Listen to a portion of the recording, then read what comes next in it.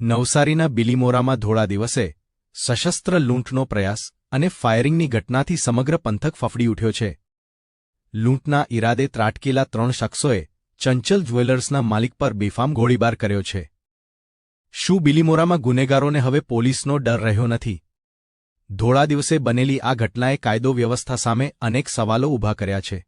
અત્યારે police CCTV footage અને સ્થાનિક પૂછપરછના આધારે આરોપીઓનું પગેરું દબાવી રહી છે. બિલીમોરા ગોવરબાગ વિસ્તારમાં ચંચલ જ્વેલર્સને ત્યાં આજે બપોરના સમયે એક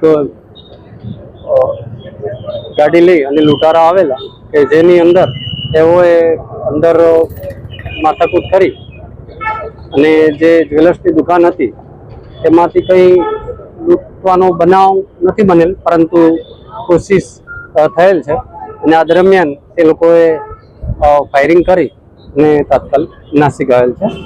ચંચલ જ્વેલરના માલિક જે છે એણે બહાદુરીપૂર્વક એનો સામનો કરી તેઓને નસાડ્યો. હાલ અલગ અલગ આખા જિલ્લાની બધી જગ્યાએ નાકાબંધી કરવામાં આવ્યું છે. પ્લસ વલસાડ જિલ્લો અને સુરતની અંદર પણ આને લઈને એલર્ટ જારી કરી અને ત્યાં પણ નાકાબંધી તાત્કાલિક જ કરવામાં આવી છે. જિલ્લાના બધા થાણા અને ચેકપોસ્ટ ઉપર હાલ વાહન ચેકિંગ અને પકડવા માટેની કાર્યવાહી ચાલુ છે.